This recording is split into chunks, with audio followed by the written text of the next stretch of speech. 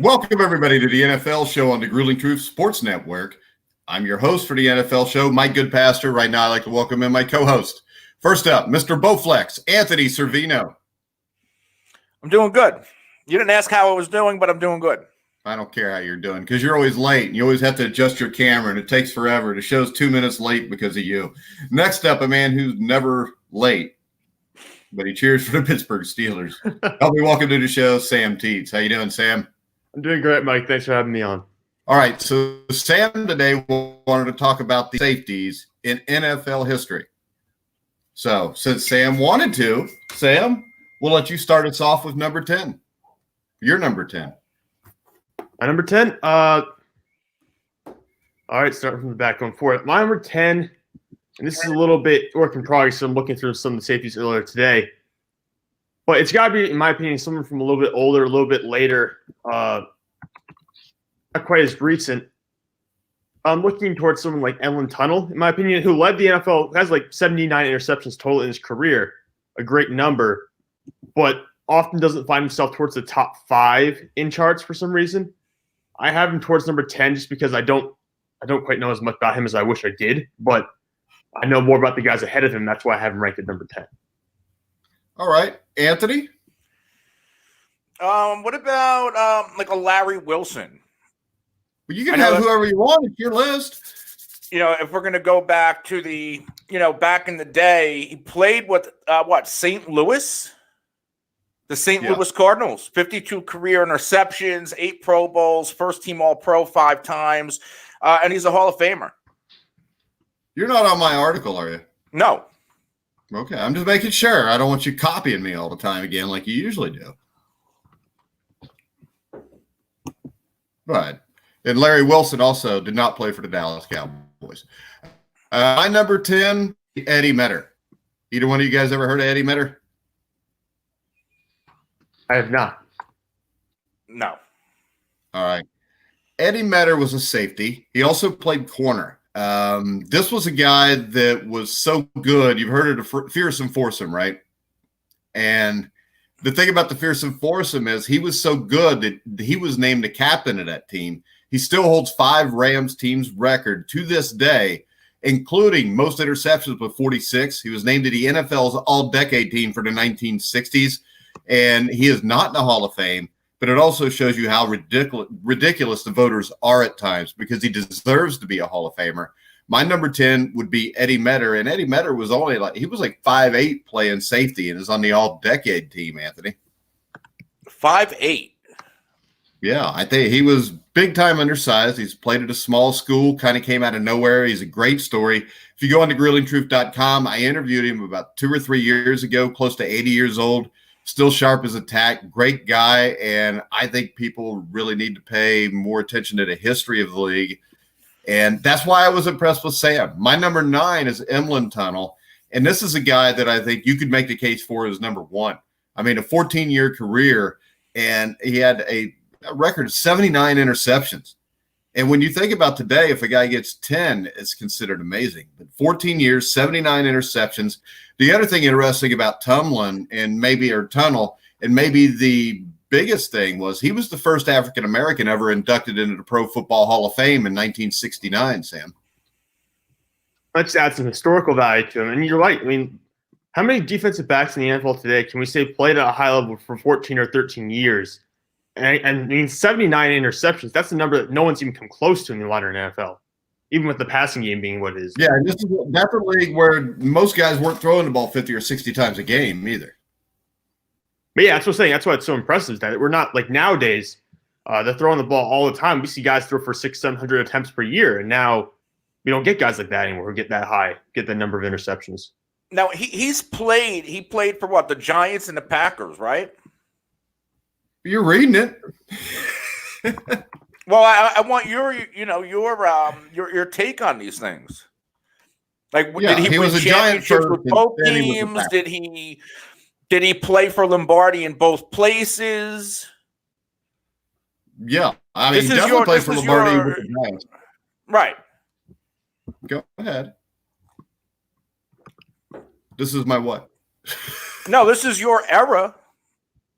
I mean, you Oh, know more what? about this era than us, than Sam and I. After that, all right? My era. I'm not that old. How old do you think I am, Anthony? I'm not saying you're that old, but you know this more intimately than we do. We can go by what we read and what we can watch on NFL Network and NFL Films. But if you would have heard that, the way he phrased that question, Sam, would you think I'm not like 80 years old? I don't think Anthony meant it that way, but I do understand what you're getting. Yeah, he played for Lombardi in both places. He finished his career with Lombardi, I believe. He was on the team that lost to the Philadelphia Eagles in 1960. And then in 1961, I think they beat the Giants, I think it was the Giants they beat in the championship game like 31-0. But he was on the great Giants teams of the 50s with Frank Gifford and all those guys. And he was a defensive halfback and a safety. And by defensive halfback, by then, you would mean a cornerback. 6 times first team All-Pro. And the thing about that was he was a 9-time Pro Bowler. But there's a lot of guys that are Pro Bowlers that may be Pro Bowlers 10 times that were never All-Pro. So All-Pro means that he was voted as the best at his position. He was on the NFL All-Anniversary team. I think he's in the Giants Ring of Honor. If I remember right from when I wrote the article about him, I think he went to the University of Toledo. So this wasn't like it was a guy that came from Notre Dame. And he ended up being one of the greatest. I think there's a case to be made that he's the greatest safety ever. Because when I did the rankings, because I did a top 20 safeties of all time. And when I did it, I had him at 9. And then when I started looking into him more, I think you could make the case 1. There's not as much film to go off of with him since he played the majority of his career in the 50s, which is why I probably have him ranked lower than he should be. So it's kind of similar to Sam's. Even though I know more, there's not as much film about him, Anthony. Okay. Damn, now it sounds like it was my era until that end part. All right, number 9, Anthony. Number 9, I'm going to go with Kenny Easley from the Seahawks. He was just recently voted to the Pro Football Hall of Fame. He's somebody who probably could have gotten in a lot sooner. 32 career picks, 5 Pro Bowl, a couple of first-team All-Pros, and I think because of where he was playing, he was on those Seahawks teams of Zorn, Steve Largent, Kurt Warner. If he was on another team, is he somebody who would maybe be a little bit higher on these lists? Yes, I think he's a guy that would probably be top 3. It's not even if he was on a different team, because those Seahawks teams, you got to remember, I think he played 81 to 87. Yeah. So he only played 6 or 7 seasons. But the thing about Easley that separates him from a lot of guys on this list is he was actually the overall NFL Defensive Player of the Year in 1984. And I think this is a guy that if you switch him and Ronnie Lott, Kenny Easley's top 3 just like Ronnie Lott is, because I think Easley was every bit as good as Ronnie Lott was. Now, Lott was a more rounded football player because, Lott, if you remember his first couple of years in the league, he was a corner. Yeah, he was an all-pro cornerback. So Kenny Easley, I got to interview him, I think, in 2015 or 16 before he got inducted into the Hall of Fame, because I know Matt Andrew Scavage, who works for thegruelingtruth.com, wrote an article stating how he thought that Easley should be in the Hall of Fame. And when you look at it, 1984, 10 interceptions for the season. That's the year he was the Defensive Player of the Year. He returned 2 for touchdowns. So it's not like his career ended because it had to. It ended because of an unfortunate kidney disease that was caused by the NFL. What he had is you had doctors that were giving him a load of aspirin so he could play with injuries.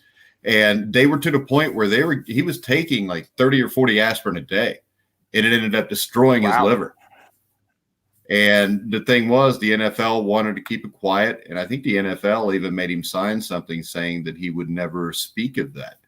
Because I know when he was on the show, he didn't want to talk about it a whole lot, but we got to talk to him off air about it. But luckily, a year or so later, since he was on with me and Matt, he got elected to the Hall of Fame.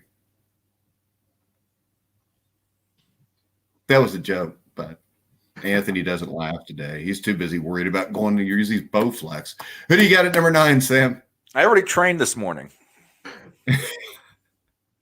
Number 9, You I should got be Steve canning twice a Atwater. day under lockdown. It's like prison rules. Go ahead, Sam. No, number 9, I got Steve Atwater. So, somewhat similar player. I know Kenny Easley was really a good hitter. Steve Atwater, also in that class, a strong hitter, 2-time first-team All-Pro, 2 Super Bowl championships with the Denver Broncos. And he did get elected to the Hall of Fame this past year, if I'm correct. But ultimately, I view him as a very good safety historically, but just not one of those top 5 kind of guys. He's more in that 8 to 12 range, in my opinion. He was the one who's famous for that hit on Okoye, right? Yeah, he's the one who knocked Okoye backwards. He destroyed Christian Okoye on that hit. Now, we probably, before the show's over, we're going to give a little shot at actually playing that video and see if it works, because that was a great hit. I'll give you this, though. I think it's possible that Steve Atwater was a part of the best safety combination in NFL history when he played alongside of Dennis Smith, who was a guy that I think deserves consideration on this list too, Sam. Yeah, I mean, that was a really great dude that not a lot of people talk about, mainly because I think Atwater was on the verge of the Hall of Fame. Dennis Smith, he's a 6-time Pro Bowler. He's kind of also on the edge. But you look at 30 interceptions for Dennis Smith. You got 24 for Steve Atwater. I mean, that's a duo that not a lot of people talk about because it's more focused on Terrell Davis and John Elway in that group. But the defense had some good players on it. Well, I think this, as weird as it sounds, I think the hit on Okoye is kind of what made Atwater more famous than Smith and what got him in the Hall of Fame. I mean, I wouldn't be shocked. Remember that one hit. You have career-defining moments like that sometimes that can elevate your status. Yeah, I think they should have just put them both in together. Yeah, it would have been nice. Well, isn't that what they say that is keeping those Steelers receivers out? I know they did an NFL Films on it. There was Steelers receivers. What Steeler is Stallworth in? Swan's no, they're both in. Are they both in now? Yeah, they're both in. Because I just saw a special on them on the NFL Network saying that for a long time they were kind of keeping each other out of the Hall of Fame. Well, L.C. Greenwood's not in the Hall of Fame, which I think is one of the biggest omissions there is. And I think that a lot of that effect here, and I think you saw it with the Packers and Jerry Kramer, why it took him so long to get in, is because they put almost the entire teams in there. And I think sometimes you get a guy like L.C. Greenwood that kind of gets lost. But, I mean, if you watch L.C. Greenwood, he was every bit as good as about anybody that ever lived. I think people forget that when he retired, I think he held the franchise record for sacks. It wasn't Joe Green. It was L.C. Greenwood who held that record. So yeah, now I do think Mean Joe Green was the better player, but Mean Joe Green had a couple injuries after about 3 or 4 years of his career. If you look at Mean Joe Green, his first 3 or 4 years of his career, there was nobody better than him. I mean, he was a flat out, as the kids say nowadays, like Anthony, they call them ballers. You're not smoking weed again, are you, Anthony? No, it's my vape. It's just regular vape. I don't know. It smells like skunk at my house, Sam.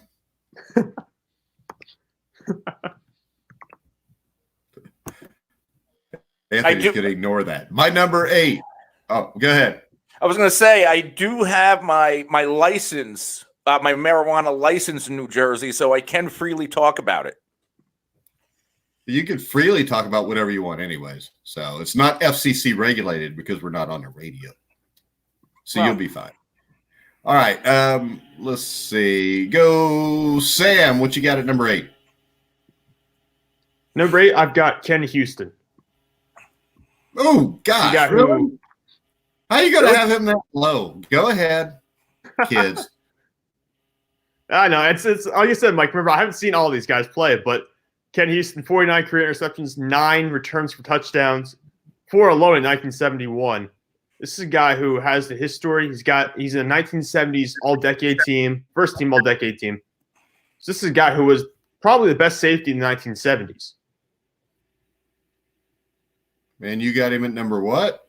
8? Okay. Yeah, 8. Anthony, what you got?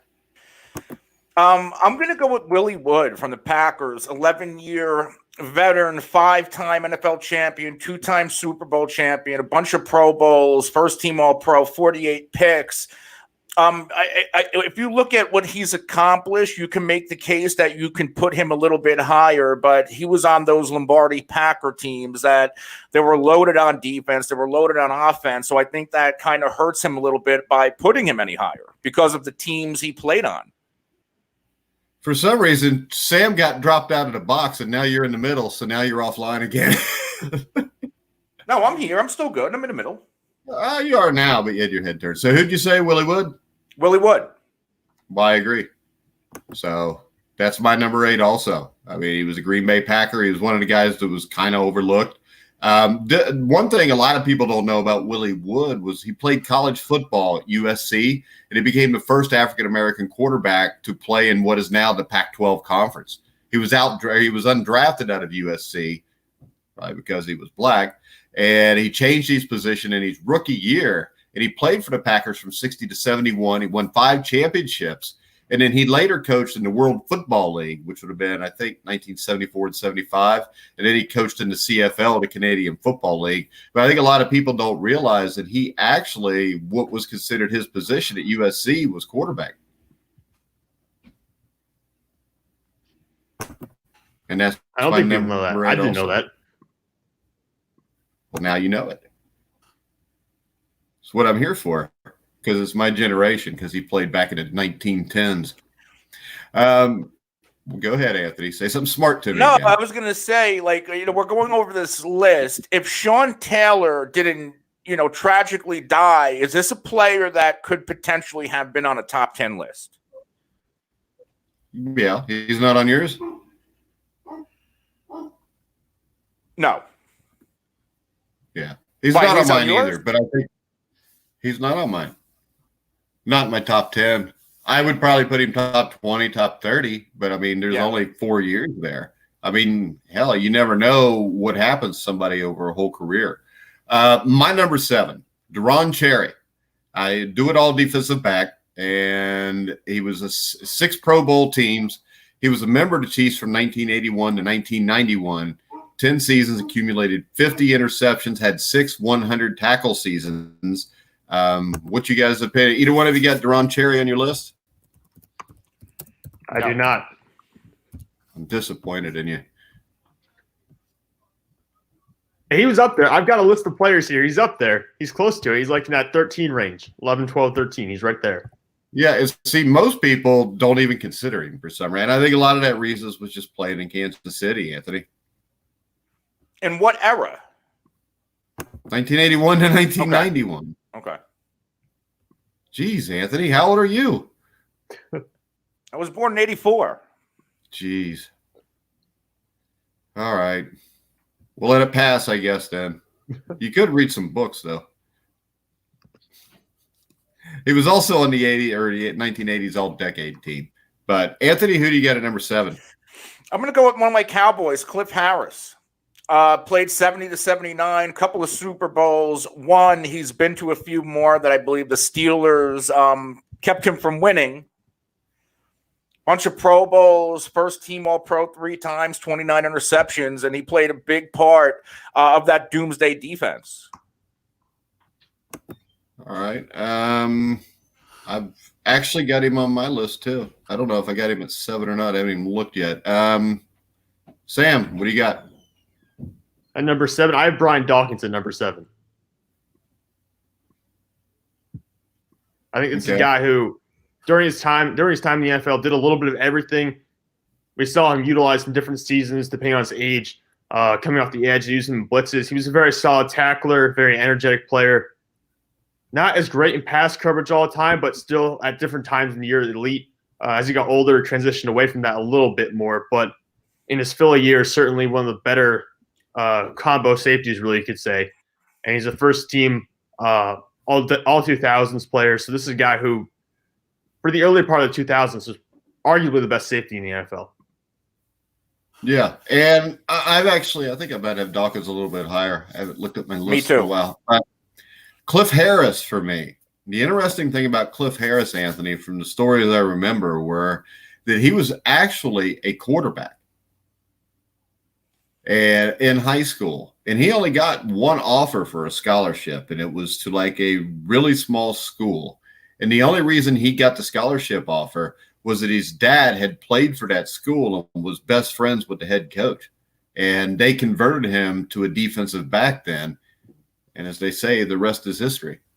So Cliff Harris was a guy that was below a 0-star coming out of high school who nobody really wanted, who ended up turning into being a special player, was a big part of why the Cowboys went to the 5 Super Bowls. I hate to say anything good about the Cowboys. So where are we at? Number 6, Sam? Yeah, number 6. What you got? For me, this is Willie Wood. I know Anthony already mentioned him a little bit earlier, but this is a guy who 8 Pro Bowls, 5-time first-team All-Pro. He's a member of the All-Decade team. He led the league in interceptions 1 time, and 2 Super Bowls and 5 NFL championships. So he's got a full resume. Basically, it's everything you would want a safety to have. And I've got him at number 6. And who was this? All right. Willie Wood. Okay. Willie Wood's what he said. We got Anthony. I have Dawkins as my number 6. You know, Brian Dawkins, I saw him play live. I saw him play a lot being on the East Coast. And I love those old Philly defenses. I think Ray Rhodes was probably the defensive coordinator at the time. And there was nothing like watching Brian Dawkins play, the energy he brought to the field. I mean, he would have his pregame rituals, and seeing that live, it's like he's having an outer body experience. And that's a big reason why I loved Brian Dawkins, because of what he brought, the passion. He was the heartbeat of that team in Philadelphia. You know, they had a lot of stars on both sides of the ball, but I feel like Brian Dawkins was probably the player that made that team go on his energy. Yeah, great player. My number 6 is Troy Polamalu. I think he was the heart and soul of that Steelers defense.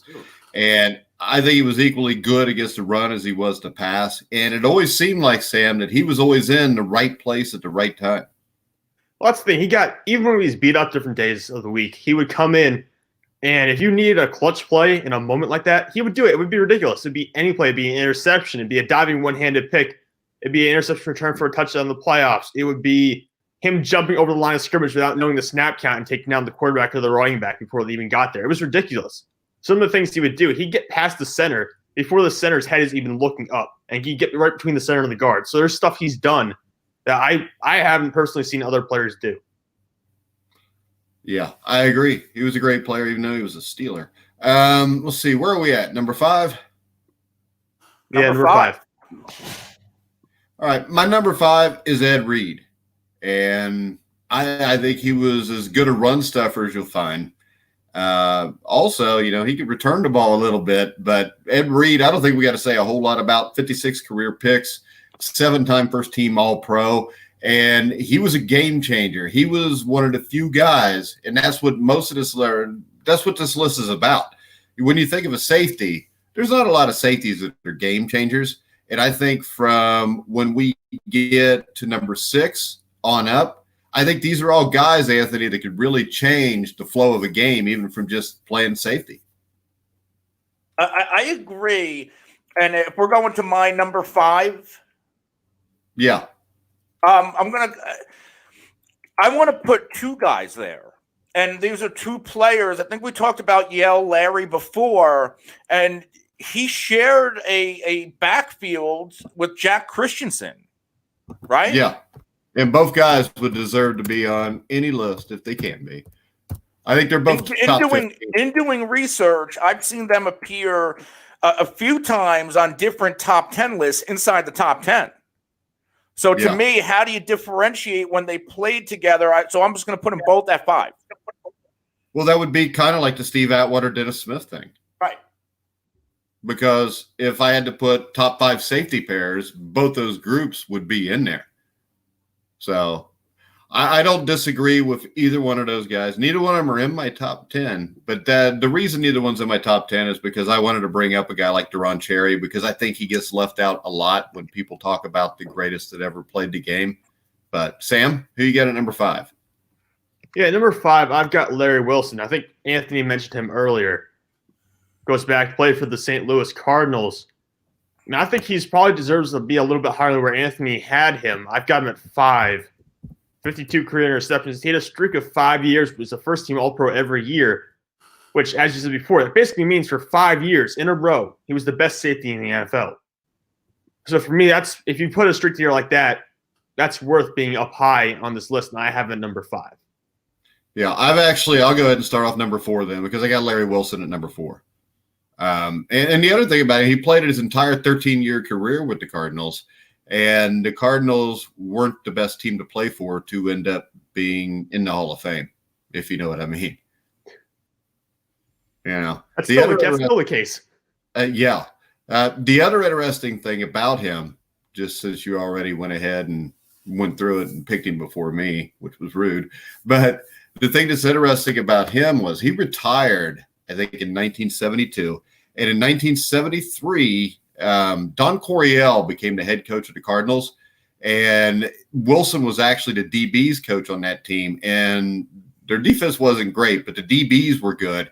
And that Cardinals team actually made it to back-to-back playoffs with Jim Hart and Eric Coryell's offense. They came up short in the playoffs, I think in 74 and 75 or 75 and 76. He was also the interim head coach for a little bit in 1979 because the Cardinals screwed up and made Bud Wilkinson, the old Wishbone College quarterback, the head coach of the Cardinals after Coryell left, which was always one of the strangest things in NFL history, that you would go from Don Coryell, who throws the ball all the time, to going to Bud Wilkinson, who liked to run the option, which is why Bud Wilkinson failed miserably also. But, all right. Eeny, meeny, miny, mo. Sam, number 4. Number 4, I have Troy Polamalu. I know you had him at number 6, but I'm bringing him back up for number 4. I think he is a top 5 safety of all time. He's got 2 Super Bowls, played a key role in both those games. 2010 Defensive Player of the Year, so he's got DPOY just like Kenny Easley.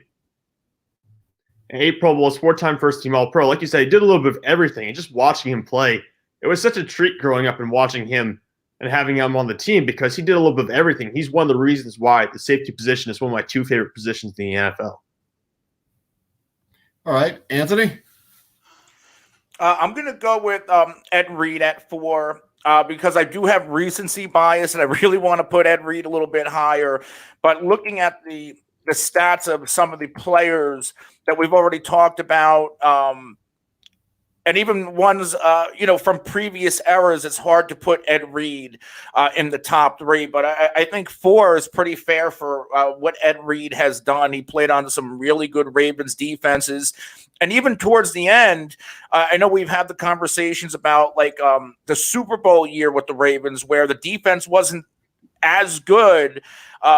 We saw a transition maybe away from Ray Lewis being an on-the-field force and guys like Ed Reed. He was that heartbeat that maybe Ed Reed was, or that Ray Lewis was losing towards the end. He had that same energy, and anytime he picked the ball off, this is a player, people talk about Deion Sanders in the open field. Ed Reed was very difficult to tackle if he recovered a fumble or picked a football off. Well, one thing people forget about Ed Reed a lot of times is that he was a hitter too. He could come down and hit you. A lot of people forget about that. People talking about being like a deep field safety, some guy drops back and reads coverages and stuff like that. This was a guy who would hit you. And people don't overlook that oftentimes. They say Troy Polamalu was like a linebacker playing safety. Ed Reed had no qualms about coming down and taking your head off. Yeah. He was all right. But he wasn't a Bengal, so he couldn't have been as good as what he could have been. Where are we at? Number 3, I'm going to go with Ronnie Lott. And I know Anthony will give me crap about having Ronnie Lott at number 3. But Ronnie Lott could do it all, as good as anybody that ever lived. The only difference is the 2 guys I got ahead of him played safety for a lot longer time. And I've got Ronnie Lott at 3, Anthony. To me, you could put Ronnie Lott at number 1. Well, to me, you could too. I just don't. For what he did, I think a lot of what Ronnie Lott for me is the toughness. There's the story with the amputating the tip of his finger so he can come back and play a little bit sooner.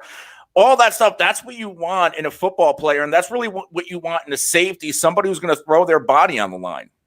Is there anybody in this top 10 list that wasn't like that? Not really. I mean, I don't know.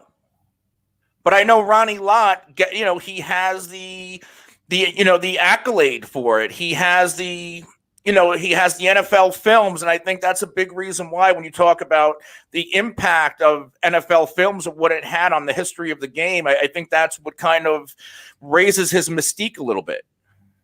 All right, Sam, number 3.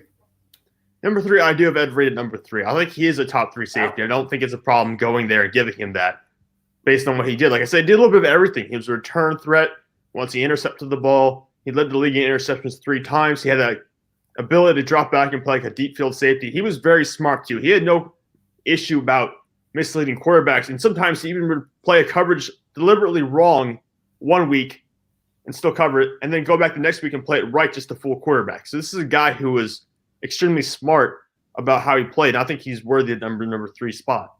Well, I think he's worthy of it too. We just didn't have him there. Anthony, did you give a number 3? No, and you talked about Emlyn Tunnel before. And he had, 79 interceptions. But there's a guy out there with a couple of more picks. He played for the Minnesota Vikings, I'm going to assume, 68 to 79. He played on those Vikings teams with the talented defensive line, and that's Paul Krause. I got him higher than that. Really? Yeah. Okay. Where are we at? Number 2? Number 2. Purple People Eaters. That was that was where I was going.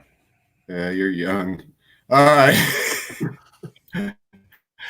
My number 2, I'm making this up as I go. Let's see. Because I'm between 2 guys. I'm trying to make up my mind. I'm going to say number 2, Paul Krause. I mean, intercepted 81 passes for the Redskins and Vikings, 12 of which came in his rookie season, which I think is extremely impressive. And that was – he also had a year in 1967 or 68 where he had an interception in 7 straight games. And then a couple years later, he had a streak where he had 6 straight games with interceptions. So I think it's hard to ignore everything Krause did, even though the NFL was different then. Like I said, there still weren't as many opportunities to catch the ball. Of course, they did throw the ball deep more often, but I think that'll also show you his ability to cover was better than most people's also. So yeah, I also have him at number 2. I think the one knock that I sometimes see about him is that they purposely took him back and made him read the quarterback and left him back there to play like that center fielder basically, and they didn't bring him up as much to play him against the run or scenarios. So that's the one knock I see about him, is that he was more of a one. I don't want to say one-trick pony because he had that many interceptions, but that was really how they used him in that defense. But at the same point, I mean, he did it masterfully. 81 interceptions. That's the most in NFL history. I don't think you can compete against that. And I have him number 2. Yeah, but remember this also. Most safeties, 50s, 60s, 70s, were not guys that were expected to come up and smack somebody because the game was played more vertically, especially when you get to the 60s and 70s. So with a more vertical game, you're going to lead that safety back more often than not, even if he's playing strong safety. Because you've got to be able to cover the deep ball because that's what everybody was trying to accomplish back then. So I think you got to take that into account too. I don't think it's necessarily that Krause couldn't have done it, but safeties at that time, even Emlyn Tunnel, I mean, he could come up, smack somebody, but he wasn't really asked to do that a whole lot unless you're looking at like 2nd and 1, 3rd and 1, 3rd and 2, something like that. So I think when we rate these guys, we kind of got to take into play how the game has evolved and changed since the time they've played also, Anthony. Yeah, well, I have Tunnel as my number 2, and, Krause played in, the 70s? Yeah, the majority. 60s and 70s. To me, what's impressive with Tunnel, he had the 79 interceptions. I got to assume they didn't pass the ball a ton between 1948 and 1961. It's according to who you're playing against, because you've got, It wasn't known as a passing league like it is now. No, but remember this, though. Today, if you're a safety today with the West Coast offenses and the quick passing, there's a lot less chances to get safeties, even if they're throwing the ball short. So you might have a game now where Patrick Mahomes throws the ball 50 times, but only 15 or 20 of them are really down the field, where back then, Johnny Unitas may have thrown the ball 30 times, but 25 of them were thrown 15 yards or more down the field.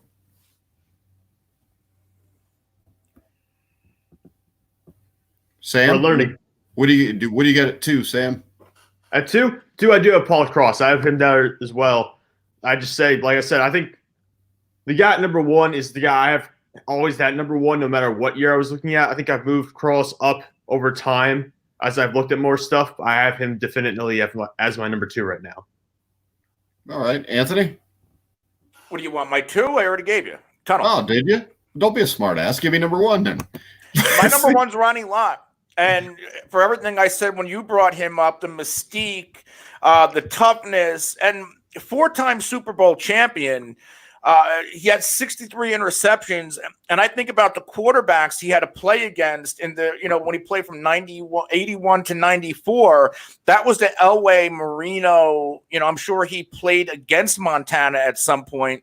That was really good crop of quarterbacks he got to play against. Okay. Sam?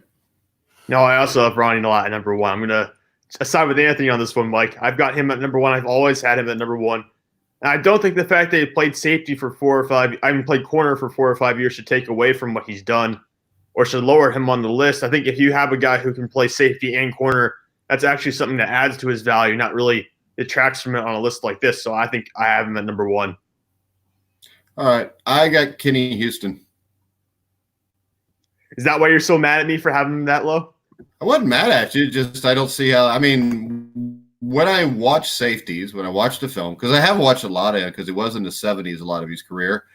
But when I watch him play safety, he's better than anybody I've ever seen. He can do everything. I mean, this is a guy that had like 1,500 return yards in his career. He recovered 21 fumbles. He did everything. He was a playmaking safety. The first 12 years in the league, he was all pro. He set an NFL record with 5 touchdown returns. And I mean, that's 4 interceptions, 1 fumble. That record stood until Devin Hester broke it in 2006. For his career, 49 touchdowns. He scored 12 touchdowns as a return man and a safety. I know the return man thing doesn't matter here, but still, this is a guy that came to the AFL. He was drafted by the Houston Oilers in 1967, and then George Allen picked him up with the Over the Hill gang. And I mean, when I watch him play, that's the guy that I would want to be my safety. And it's not that he's any better than Ronnie Lott. They're just different. And I don't think there was more of a game changer to ever play in the defensive backfield. And this is including Deion Sanders than what Ken Houston was. And I mean, do you have a way to pull up Deion Sanders' return yards, Anthony? Yes. Let's see.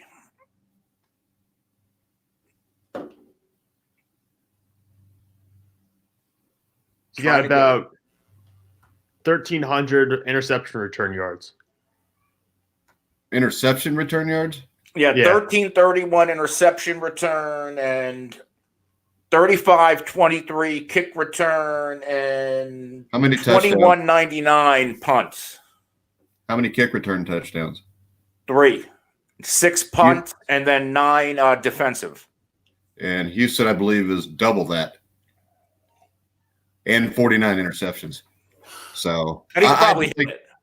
I think this. I think he gets vastly underrated. Kenny Houston does, and I think things would have changed if he wins a Super Bowl. So I mean, Washington was in the playoffs a lot when he was there, but not winning the Super Bowl is a killer on a lot of these guys' careers. I mean, I think when we looked at the Broncos, we talk about Smith and Atwater. If they win a Super Bowl together, if they win Super Bowl 21, they're both in the Hall of Fame over a decade ago. When you look at someone even like a guy like Brian Dawkins, he's another guy who's up here on this list but doesn't have a Super Bowl. And you can only wonder, what if they had won that Super Bowl against the Patriots? What would that have done for Brian Dawkins' legacy? What would it do for Donovan McNabb's career? Oh, it would totally change the narrative. It would absolutely turn everything around for him, probably. Yeah, and the sad thing of all that is football's a team game. You need 22 guys. I can see if you throw it on the quarterback a little bit, but it's hard to blame the safety because he never won a Super Bowl. Yeah.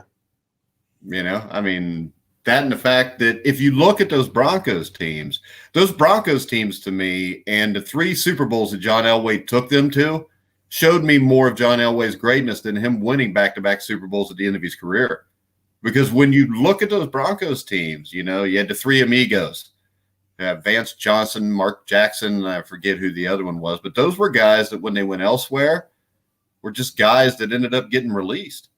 And I mean, Elway took this team and took them to the Super Bowl 3 times, and they got devastated all 3 times, but all 3 times they were by teams that they were never going to beat no matter what happened in the game anyways. And you can say the same thing for Dennis Smith. I mean, Dennis Smith was there, I think, a little sooner than Atwater. His only Super Bowl attempts were those, I think, were 2 or 3 of those right there. So I've always liked it, just like Judge and Marty Schottenheimer. When people say he couldn't win the big one, my question is always, when did he have the best team? It makes you an all-time great coach if you're a Bill Belichick and you beat the Rams, or you're the defensive coordinator that beats the Bills when those are the better teams. But how can you blame a coach because he gets beat by a better team and say that he's not great? You didn't choke. You got beat by a better team. And sometimes we're a little choked. Sometimes we're a little too hard on guys for sometimes we blame guys, we find guys, and we just point our fingers at specific players and specific coaches when we really should look at the bigger picture. Unless, of course, it's Kyle Shanahan refusing to run the ball. But other than that. Well, and then he had a chance to fix it. He lost again. He lost to 10 Yeah, exactly. He did twice. Yeah. So, I mean, the thing is this. You could have an epic screw-up like that.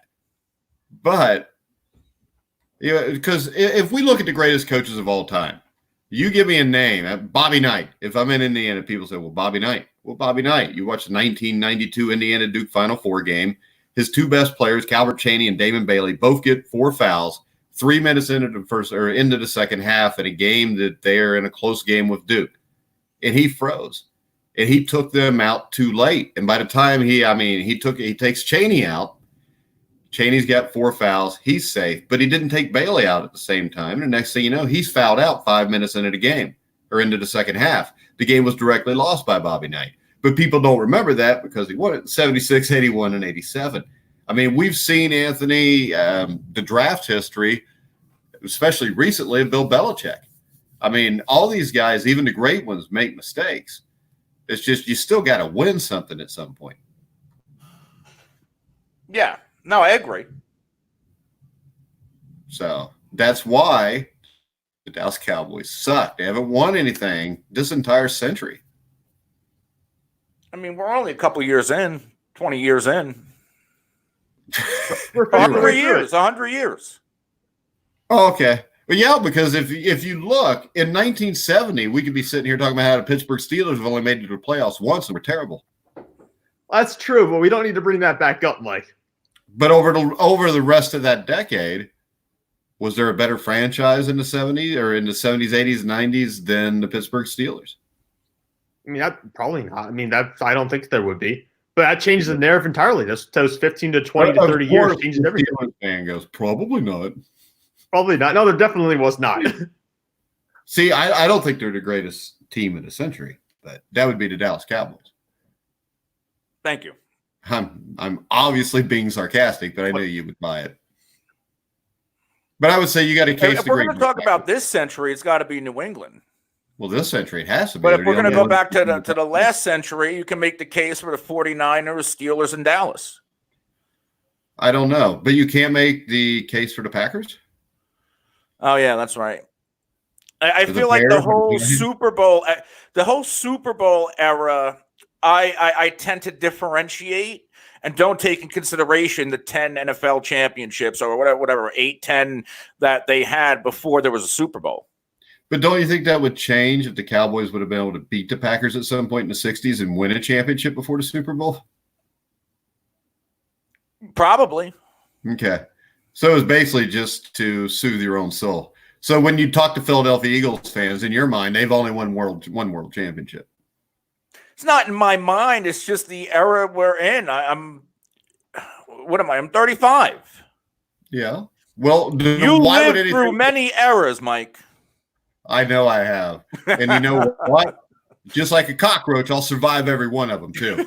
But so that means that anything before 1984 doesn't count to you anyways, right? I'm more of a Super Bowl era guy. Well, see, to me, it doesn't matter. You win a championship, you win a championship. I would say the only difference there would be like if you compared the great Packers teams of the 60s to the Patriots. To me, Lombardi didn't do as good a job as Belichick because Belichick had to change a third of his roster almost every year.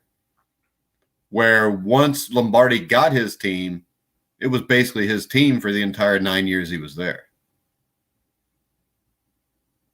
But you think about modern free agency and the draft and all that and the salary cap and everything that plays into it. If you're able to keep a dynasty alive for 20 years, I mean, that's only happened one time since we really started doing this, since free agency started. And no other team has been able to do that.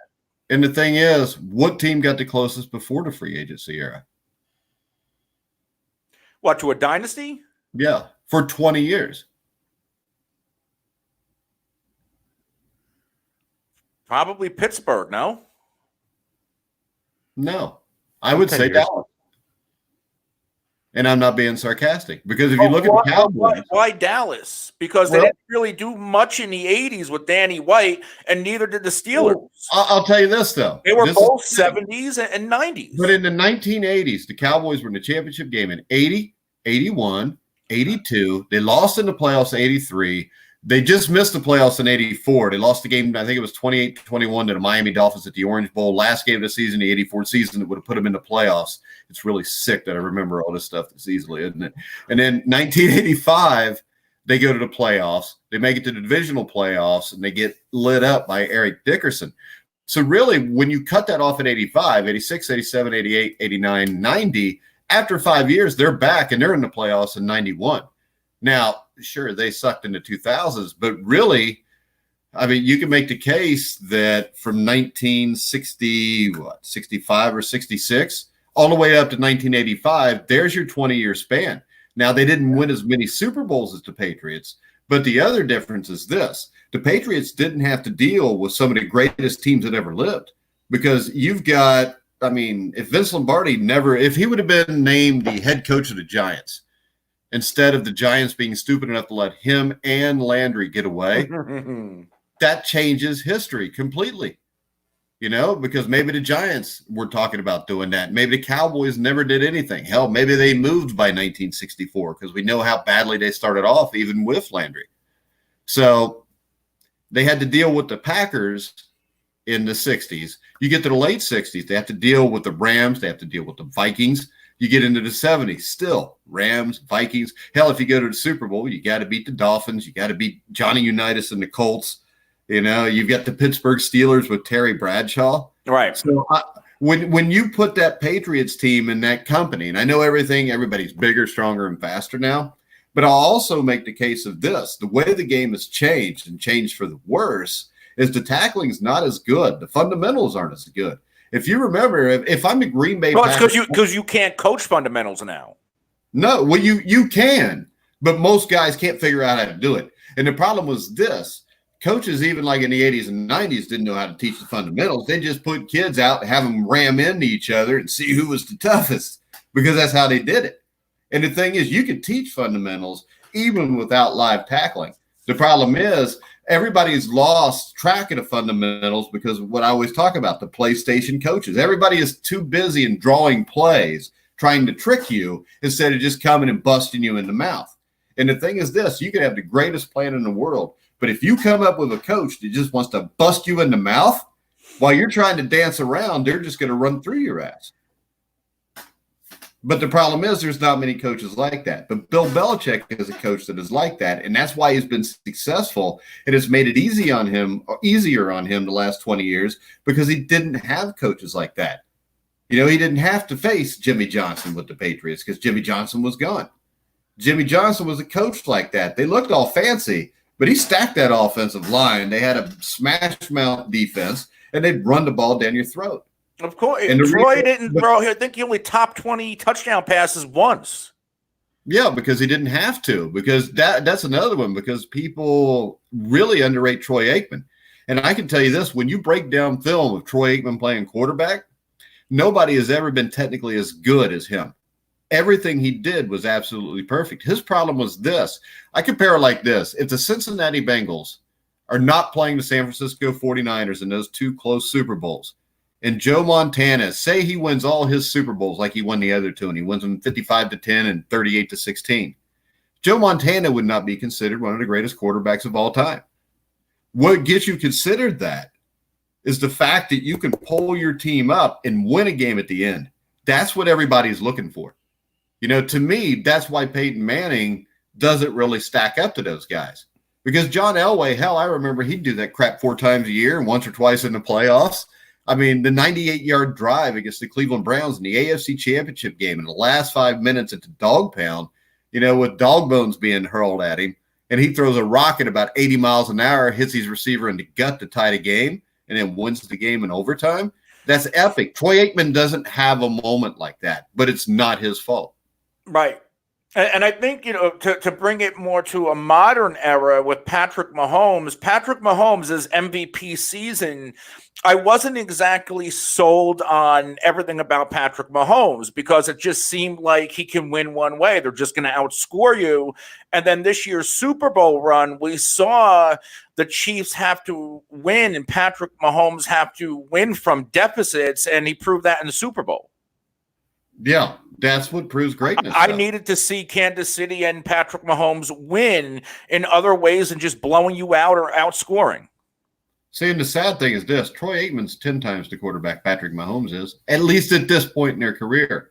But that one game, Patrick Mahomes is going to rank ahead of him unless he just completely drops off the face of the earth over the next 10 years. And it's unfair because Troy Aikman was great. And that Super Bowl where Neil O'Donnell throws the 2 picks, if he doesn't throw the picks and Aikman's got to drive down the field at the end of that game to win that game, everybody would have Troy Aikman in the top 10. The thing I always love about Troy, not to interrupt you, Sam, the adults are on. Was anytime you see any type of interviews about how Troy was, and I think Emmett and Michael Irvin both said it, nobody ever wanted to disappoint Troy Aikman, which speaks to the type of leadership he had. Yeah, and that's the great thing about him, and that's what Patrick Mahomes, if you watch the video with him talking to his team during the game, I mean, he was a leader. That's what makes you great. Same thing with Elway. Go ahead, Sam. Sorry about that. No, I was just going to say, we've talked about that earlier with the safeties, with your signature moment or your signature play. And that sometimes elevates you alone, just having that moment or having that drive. So if you don't have that, even if you have a great career, sometimes you get overshadowed by someone who maybe does have that shining moment. Yeah, and it happens all the time. Like, nobody would remember George Teague if he didn't hit Terrell Owens when he was posing on the Star. Oh, I didn't even remember George Teague for that. I thought it was awesome when Terrell Owens posed on the Star. That was one of my favorite moments ever. Who won the game? I don't remember. I just remember the pose. And I'm a big Terrell Owens fan, so. I'm not, but go ahead, Sam. He still looks great on his Instagram. He's doing Is he working out in the Bowflex under quarantine? No, he's working out, doing his sit-ups with the sunglasses on, just like he did when he was with the Eagles, and he had a DJ in the background during his driveway or something again. He did it in his house right now. You know, this is a couple days ago. This is what I want. He's still in the same shape. I want to see Anthony doing sit-ups with glasses on and no shirt. And I want him to post it on Twitter, and then we'll let everybody see it tomorrow. Once I get a little bit leaner, I will. All right. All right. Anything else you guys want to discuss before we wrap it up? I was going to ask, do you see a safety in the modern NFL, like the safety in the game right now, who could be maybe not top 10, but like a top 15 guy? Barry, right? If Barry was still playing at his level. James? Derwin James is the guy I like a lot. I mean, Derwin James is the only guy that when I see him reminds me of the guys that are on this list. He'll smack you. He can cover. He probably still won't have the career to end up on this list because, number one, numbers. Most positions right now, numbers are overly inflated. When you compare them to yesteryear or my era, as Anthony would say. But I think safety is a position with a lot of shorter passing that the actual opposite is true. I mean, how many times do we have multiple guys with 7 or 8 interceptions in a season anymore? It's like once every 4 or 5 years, pretty much. Yeah, and I remember growing up, Lester Hayes picking off 13 passes in one season with stick 'em all over him. So, all right, guys, you want to tell everybody where they can find you, Sam? Yeah, you can follow me on Twitter, Instagram, or Facebook at Sam_Teets33. I'm constantly posting new sports stats or articles there, so feel free to go check that out. All right, Anthony. Now, you can follow me on Twitter at The Real NFL Guru. You can follow the show at the FF Face Off. We can be found at all the top social media and podcast platforms. All right, guys, and you can find me as always at The Grueling Truth on Twitter. You can hear us wherever you hear sports podcasts, including iHeartRadio, iTunes, TuneIn, Spreaker, Stitcher, Spotify. So make sure you check us out. For now, for Sam Teets, Anthony Cervino, I'm Mike Goodpaster. You've been listening to The Grueling Truth, where the legends speak.